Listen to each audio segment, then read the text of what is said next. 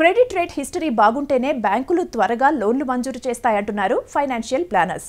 Credit rate హిస్టరీని ఎలా maintain చేయాలనే దానిపై సర్టిఫైడ్ ఫైనాన్షియల్ ప్లానర్ స్వప్న ఇస్తున్న సూచనలు, సలహాలు ఈ వారం మనీ టిప్లో చూద్దాం.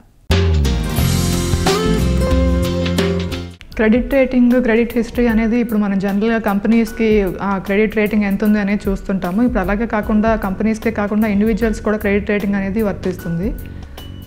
మనకున్న క్రెడిట్ రేటింగ్ని బట్టే మనకి లోన్స్ కానీ ఇంకేమన్నా క్రెడిట్ కార్డ్స్ కానీ ఇలాంటివి అంటూ గ్యారంటీ అంటే బ్యాంక్స్ వాళ్ళు తొందరగా శాంక్షన్ చేస్తారు. సో అసలు క్రెడిట్ రేటింగ్ అనేది మనకి credit information bureau of India limited CIBIL అనే వాళ్ళు మనకి క్రెడిట్ రేటింగ్ ఇవ్వడం జరుగుతుంది. సో దాని ద్వారా మనం క్రెడిట్ రేటింగ్ తీసుకుంటే వేరే లోన్స్ కానీ ఇలాంటివన్నీ తొందరగా శాంక్షన్ అవుతాయి. అండ్ ఇప్పుడు మనం అది క్రెడిట్ రేటింగ్ మనకి స్కోర్ తక్కువగా ఉండడానికి మనం కొన్ని పనులు చేస్తే కనుక మనకు ఆ స్కోర్ ఎక్కువ వచ్చే అవకాశం, అంటే above 700 to around 700 range, 300 to 700 and above ranging వరకు ఉంటుంది. సో 500 అండ్ అబౌవ్ వచ్చే ఛాన్సెస్ ఉంటుంది.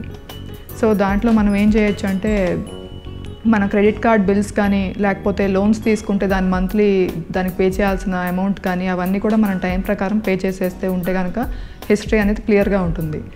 అలా కాకుండా ఇంక మనం క్రెడిట్ కార్డ్ తీసుకున్నాం అనుకోండి, సో 1 lakh లిమిట్ ఉన్న క్రెడిట్ కార్డ్లో మనం 90,000 వరకు వాడేస్తే కనుక అది ఉన్న లిమిట్ అంతా వాడేసినట్టు అండ్ అది కొంచెం బ్యాడ్గా రిప్రజెంట్ చేస్తుంది. సో అలా కాకుండా తక్కువ లిమిట్ వరకు మనం యూజ్ చేసుకోవాలి.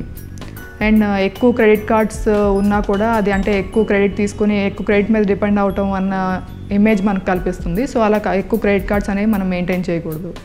అండ్ ఈ లోన్స్, ఈ క్రెడిట్ కార్డ్స్ ఇవన్నిట్లో కూడా ఒక మిక్స్ అనేది ఉంటే బాగుంటుంది. అంటే ఒక హోమ్ లోన్ ఉండాలి అండ్ ఆటో లోన్, అంటే ఆటోమొబైల్ గురించి తీసుకున్న loan and credit card loan ఇలాంటివన్నీ కలిపి ఉండి అన్ని హిస్టరీ మనం క్లియర్గా ఉంటే మనకి క్రెడిట్ స్కోర్ ఎక్కువ ఉండి బ్యాంక్స్ వాళ్ళు లోన్ తొందరగా శాంక్షన్ చేసే అవకాశం ఉంటుంది.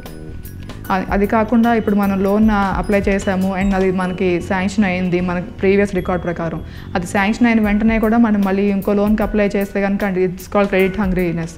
సో అంటే ఎప్పుడు క్రెడిట్ తీసుకొని లోన్స్ తీసుకొని యూజ్ చేసుకునే ఆ బిహేవియర్ ఉంది అని కనుక మన రికార్డులో ఉంటే కనుక లోన్స్ ఇచ్చే వాళ్ళ బ్యాంక్స్ వాళ్ళకి ఫేవరబుల్గా ఉండదు అండ్ లోన్స్ డినై అవకాశం ఉంటుంది.